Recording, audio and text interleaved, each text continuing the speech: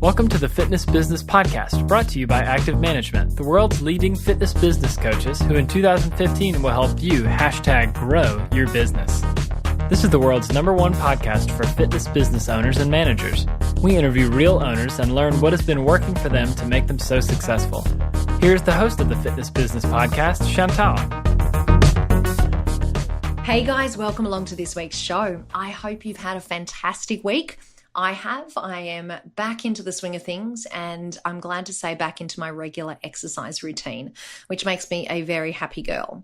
You guys know me as the host of the Fitness Business Podcast, and you might also know that I spend a fair whack of time doing fitness business coaching, but you might not know that I also teach group fitness classes. And I've got to tell you, I seriously miss them when I go away. After a few days off a class, I find myself just absolutely hanging out to get back into it. I think it's kind of a combination of the exercise, a little bit of the performance, but most of all, just knowing that hopefully I'm leading my class to really challenge themselves and just to move more often. As an instructor, I can definitely appreciate that power of training with others, of having a common goal to work towards, and most of all, having the encouragement of people around you to really drive you to complete a workout. I was recently watching the 2015 coverage of the CrossFit Games, and one of the things that I personally love about watching the Games is not just the incredible athleticism of the competitors, and they are incredible, but what I think is even more impressive is the sportsmanship that they demonstrate and the support that they give to their fellow competitors to just help get them across the line. I really, really respect that. I really admire that. Let me ask you this. What's the first thing that you think of when you hear the word CrossFit? Personally, the first thing that pops into my head is an image of Rich Froning, but to be fair, that isn't exactly business related. Let's talk a little bit about CrossFit. CrossFit itself is a fitness regime which was originally developed by coach Greg Glassman over several decades. CrossFit themselves actually describe it as a constantly varied functional movements performed at relatively high intensity. It's also very much about community, and the communal aspect of CrossFit has a lot to do with why it's so effective. There is a reason why I'm talking about CrossFit. You guessed it. It's because this week our guest is from a CrossFit box. He goes by the name of Darren Shaw, and Darren is the owner and manager of CrossFit Ignite, which is a Sydney-based CrossFit box. Now, Darren's an experienced trainer, but he also happens to be an excellent marketer. He's got an in-depth knowledge of his target audience. He knows where to find them and how to speak to them. So during my chat with Darren, I asked him about how CrossFit box is different to a normal gym, how he markets his business, plus he gives us his top 3 tips for building an online marketing strategy. And there is heaps more in that interview.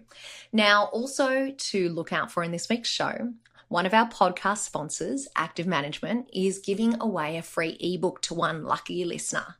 The Powerful Insights ebook is an in-depth interview with a fitness business leader, and you can win a copy of Powerful Insights that features the owner of Gainesville Health and Fitness Center in the USA, Joe Cerulli. Now, to win, all you need to do is go to the link in today's show notes and tell us why you love the Fitness Business Podcast. It's that easy. I will be announcing the winner in next week's show. And I want to say a huge thank you to Active Management for this awesome prize. Okay, let's kick into this week's interview with our special guest, Darren Shaw.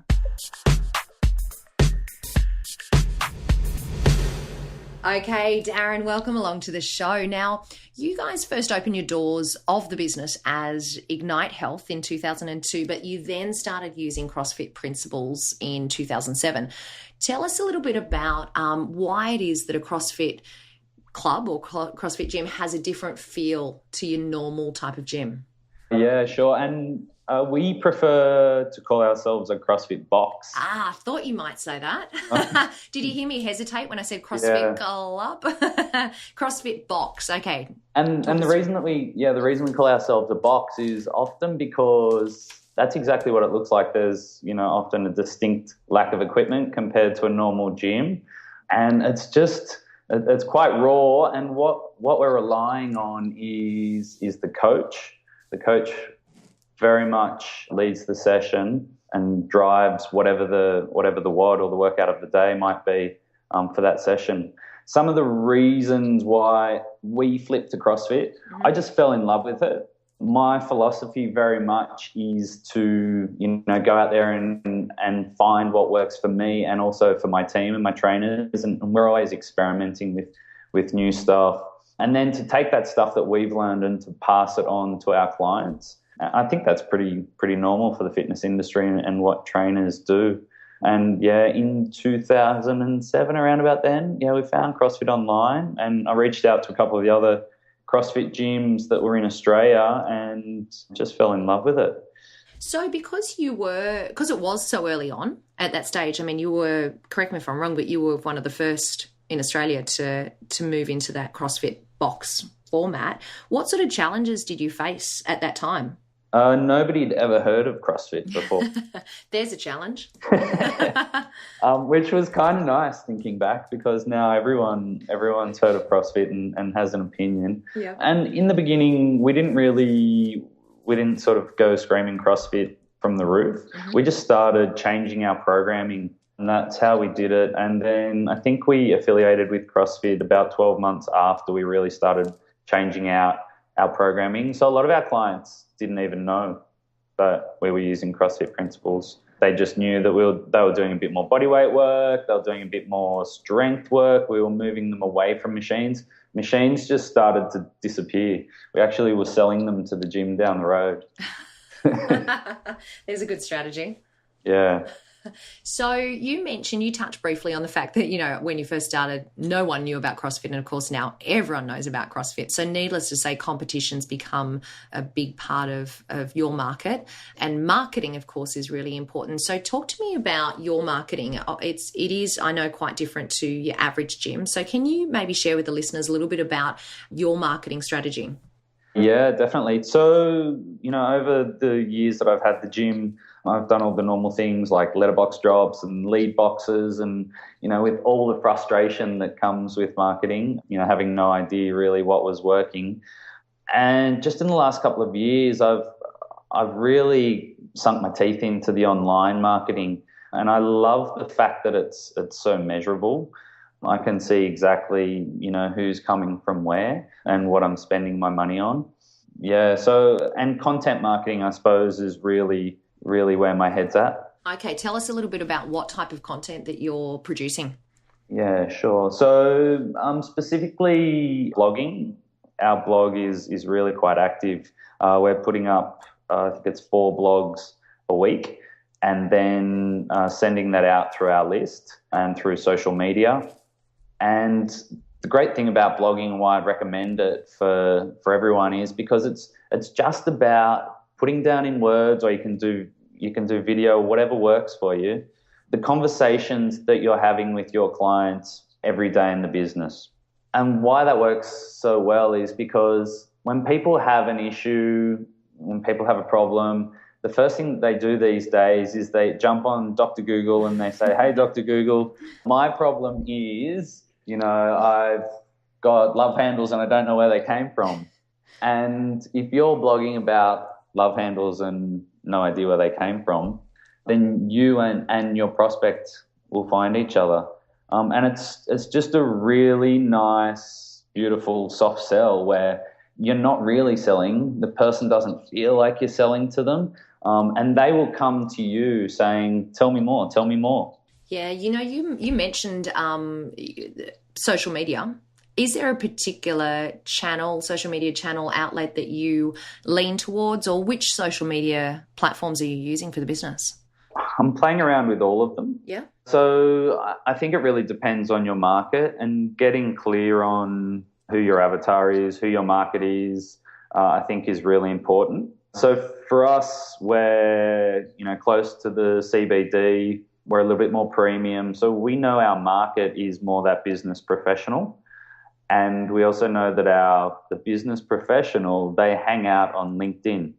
So, that's where we're spending a fair bit of our time and having conversations on LinkedIn.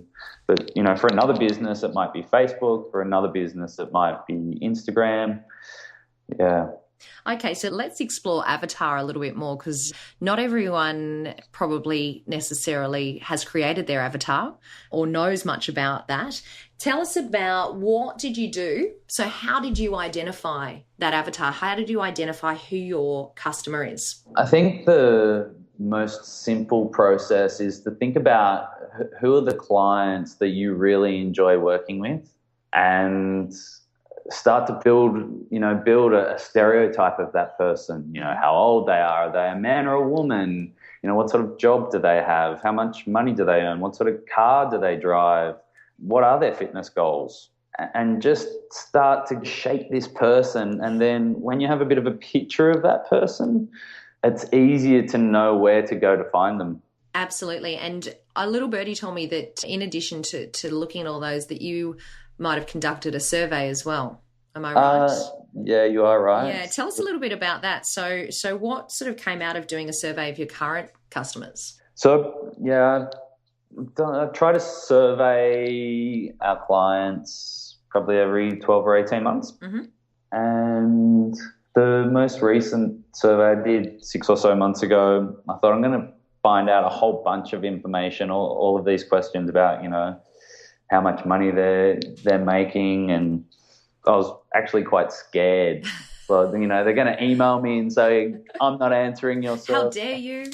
But it's amazing how much my clients I found, and I'm sure it's true of other trainers out there and gym owners out there, that how much their customers want to help them. So I was really able to get clear from what I thought my avatar was to what some of these people were telling me, about who they were. And it was just able to shape my avatar much, much better. And I think the other important thing about the avatar is to know who your client isn't. I'm sure most of us have heard about the old 80-20 rule, the Pareto principle. Mm-hmm. And that is we get usually 80% of our profit or 80% of our results from 20% of our effort or of our clients. And we all have a bunch of customers or clients within our business that are sort of soaking up lots of the resources and not, giving back. And they're not our client avatar. They're not the people that we want more of. They're actually people we want less of. And so when that person walks in the door, it's super powerful to be able to say, we're not for you, why don't you go and try X, Y, and Z down the road, and you can be their problem. And at the same time, if you're clear on that avatar and you're going out to those channels and to those areas where your avatar hangs out, you won't be finding those people who are, the tire kickers, the people who chew up more resources than they give back. Yeah, so that's such a good point, Darren. So we need to really, truly understand not only who our client is, but who our clients aren't. Exactly. Yeah, nice one. Okay, so talking about online and staying with marketing, with the topic of marketing, if you had to identify, let's say, 3 tips for building an online marketing strategy, what would they be? Good question. Big question. 3 tips. So probably the first one is to build your list. And so what I mean by build your list is, first of all, to have a really nice email platform where we can categorize people to say, oh, this person does, personal training, this person's a gym member, this person, and so that we can categorize them and speak to them all individually. And so what we want to do with our list is that we want to try and grow it over time. And I see the email list as like my father's a bit of an old school salesman. He used to work for a paint company and, go drive around his car, and he had this Rolodex of all the people that he knew.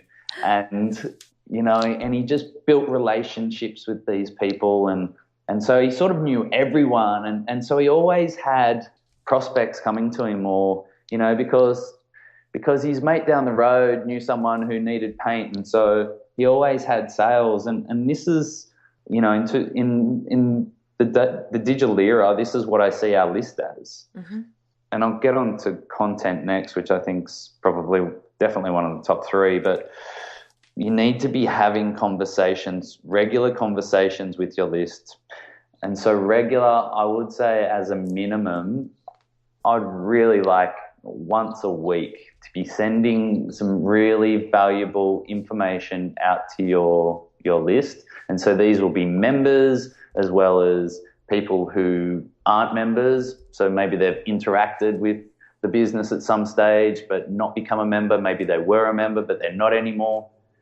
And so just reminding them that you exist, who you are, and so next time that they're thinking about fitness and thinking about exercise, the first person they think of is you, because you send them an email every week, have a conversation with them, and maybe it's the muffin top conversation, but they remember you. I love your Rolodex analogy. That's a really good way of thinking about, what we now have as a digital list. Darren, you mentioned a communication platform. Is there a particular one that you guys use? I've just flipped to, this year flipped to using Infusionsoft. Okay, yeah. Which I wouldn't necessarily recommend for everyone. Mm-hmm. It's amazing. It's truly amazing, but it is a beast. It is a beast, isn't it? It's a beast. It takes some navigating. For years, I was challenged with fitness software being not good enough. Yeah. And it was awful. And I still think most of it's not good enough. There's a couple out there that are doing like a pretty good job. Yeah. So I think it's important to have that, to get that right, your platform. So be it Mind Body, which, I said a lot of people are using and using quite well. Or if you're getting more and more into the marketing and the digital marketing, you're looking more at the Infusionsofts, the Entreports, there's a couple of others in there as well. Yeah, I guess the biggest difference there being that Infusionsoft isn't specific to the fitness industry, but it does cater for such a broad range of actions that you can do within your business, doesn't it? Yeah, totally. And because I love this stuff, and I can tell. I've decided Infusionsoft is going to do everything for me. It's going to do my billing. It's going to run all of our internal processes. It's going to be my complete CRM. And I've given myself 12 months to build that. And I'm most of the way there, and I'm pretty excited about it. Cool. So you've got a one-stop shop. I will have. You will have. Nice one. Okay, so we've got tip number 1. Tell us about number 2. So number 2 is content. So, I've talked a little bit about content. I think the best way to do it is everyone's got a website these days. I really recommend using WordPress. And there's lots and lots of people out there using WordPress now. And one of the reasons WordPress is great is it is a blogging platform, built on a blogging platform to start with. But if you want to have you can change stuff yourself. So you don't have to go to your tech guy and pay them hundreds of dollars and wait weeks until you want to change, one small thing, maybe an offer on your website. You can do that yourself often, or you can easily find someone to do WordPress. And so then you must have a blog. So Google, all-powerful mighty Google out there is scrolling our websites all the time, looking for valuable content, looking for these things that people are searching for. And so they're looking for that on your website. And so if you have the answers to the questions that people are looking for on Google, people are going to land on your site. So, I think it's super tough. I find it super tough for people to start blogging. The information's inside our heads already. We just need to get it on paper.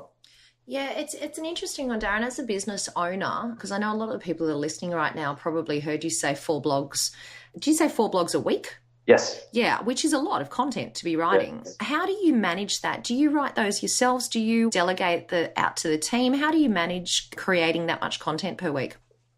Yeah, I do one of them myself a week. And then I think there's 5 of us that are blogging.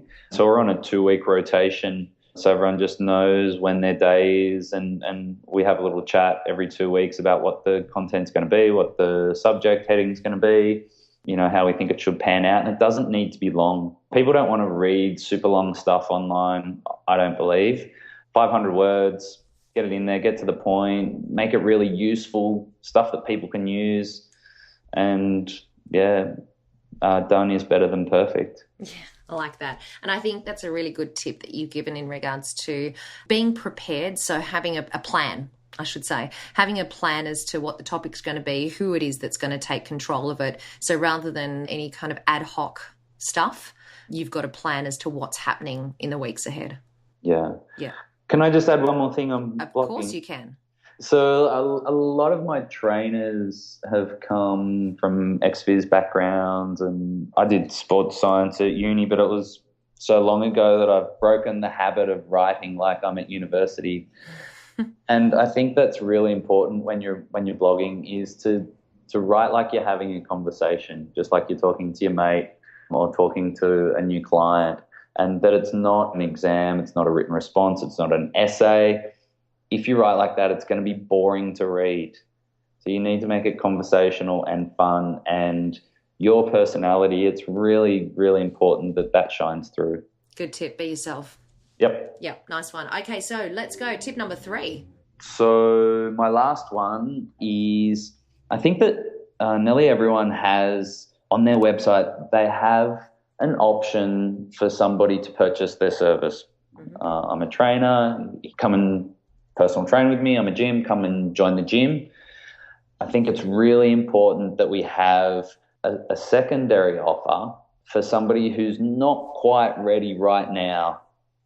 So if you, on my website, I find that lots of people think that they're not fit enough to do CrossFit. I'm not ready yet. I'm not fit enough. I've got to go and get fit before I come and train with you guys, which is completely not true.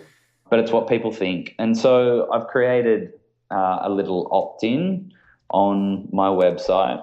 So people will give me their email address, and so then they'll be added to the list, and I'll continue to build my list, because this person's interested in me, but they're not yet ready to buy. Mm-hmm. And so what I've done for them is I've created a little program that lasts for 1 week that they can do at home with no equipment, to get them ready to come in to the gym and start doing CrossFit. So it's like would you call it like a taster, like a sample? Yeah. Or like a trial run? Yeah, totally. And it's scary to go into a gym first time. And so it's another way that I'm trying to start the conversation, to say, hey, this is who I am.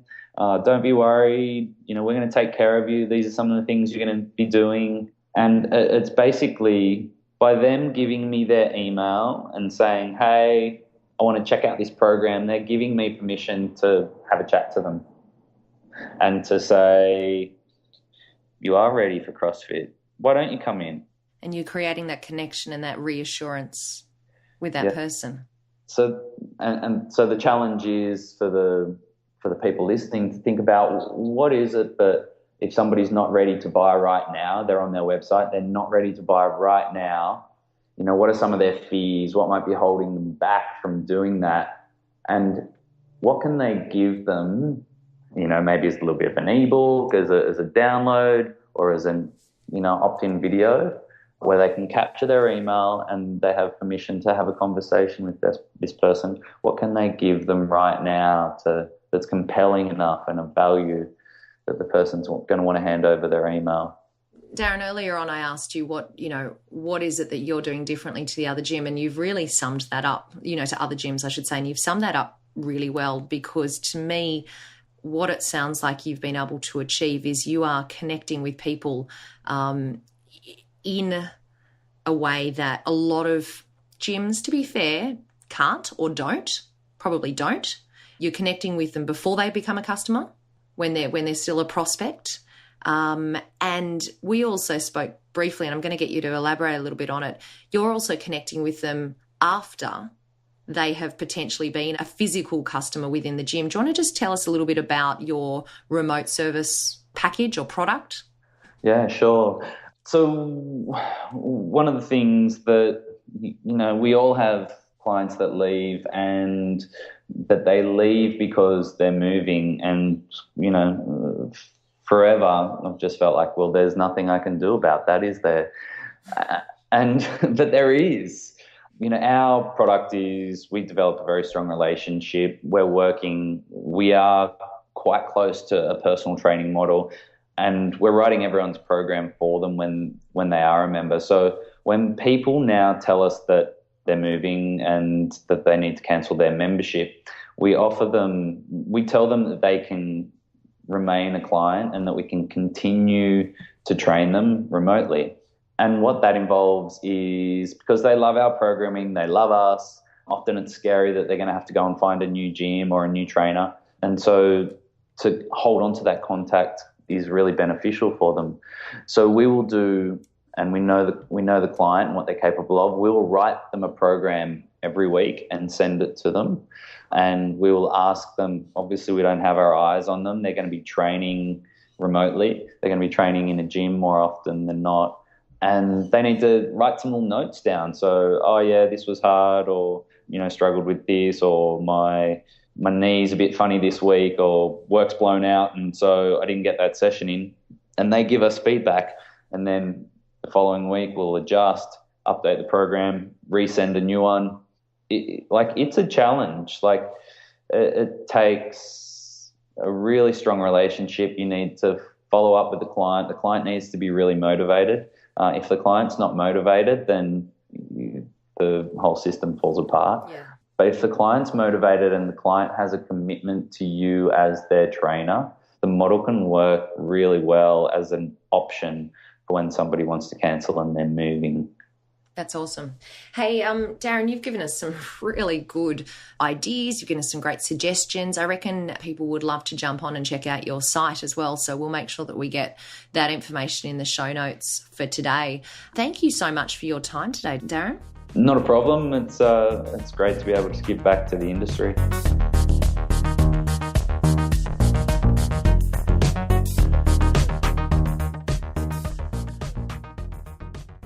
The number one challenge fitness business owners of any sized fitness business anywhere in the world is lead generation. So would you like a monthly lead generation tool that you can use immediately? What about a marketing or advertising piece that can be edited by you very easily and then sent to your printers in less than 15 minutes? No matter the size of your business, you always need new members and guerrilla marketing. Reactivation marketing and retention activities will help generate new leads. But often we stare at a blank piece of paper trying to work out an idea. Active Management have a monthly template that you can purchase and turn your fitness business into a marketing machine. Each template can be fully edited by you with your logo, business details, and even your own call to action. It is super simple and available now at www.activemgmt.com.au. All you need to do is click on products. And as a listener of the Fitness Business Podcast, for the investment of 2 templates, you can actually receive a whole year of templates.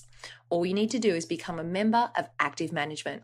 And you don't just receive 1 or 2 templates, you'll receive a template every month for 12 months, plus social media images, management briefing white papers, ongoing education opportunities, and loads more. In fact, over $4,500 worth of resources to help grow your business. You can join now for less than $250 and you'll receive immediate access to your marketing templates. Just go to www.activemgmt.com.au right now and click on the blue button in the middle of your screen that says you can be a member now, and then follow the 3 easy steps to becoming a member and growing your business. It's time for the Fitness Business Podcast wrap. Okay, it's time to wrap it up. Here are some of my best takeaways from my chat with Darren Shaw. He talks about consumers that they go online to seek answers to their problems or their questions. So if you're blogging regularly, then there's more chance that you and your prospect are going to find each other. When you are blogging, write it like you're talking to a mate. Make it conversational. It's really important that you understand your customer, and a great way to do that is surveying them. He recommended about every 12 to 18 months, and he also told us that that sort of information that you learn from those surveys is what you can use to help create your avatar. He tells us that it's really important to understand who our clients are, but also to understand who our clients aren't. And also important to consider a client's life cycle with you. if there is a way that you can connect with them before they start training with you, as well as after they finish training in your facility. Now, on next week's show, JT is back and he's been making his way around some very cool gyms in the USA. He's going to give us a glimpse into those visits. Plus, he's going to talk about the consumer trend known as betterment. Before I say goodbye for today, don't forget to enter the competition so you can go in the chance to win yourself a copy of the Active Management Powerful Insights ebook featuring Joe Cerulli. Don't forget to win. All you need to do is go to the link in today's show notes and tell us why you love the Fitness Business Podcast. It is super easy. I will be announcing the winner in next week's show. And thank you once again to Active Management for this awesome prize. As per usual, if you've got any suggestions, comments, or feedback about the show, send me an email, chantal@activemgmt.com.au, or if you've got a question about owning or managing a fitness business, let us know as well, and I might even mention it in a future show. Don't forget you can find all of our previous episodes and show notes at fitnessbusinesspodcast.com. Until next week, what you leave behind is not what's engraved in stone monuments, but what is woven into the lives of others. You have been listening to the world's #1 podcast called the Fitness Business Podcast, brought to you by Active Management. We are dedicated to helping your fitness business #grow in 2015. Check out www.activemgmt.com.au for resources, tools, and more to help you. And by far, the best value for you is to become a member. So join today at www.activemgmt.com.au.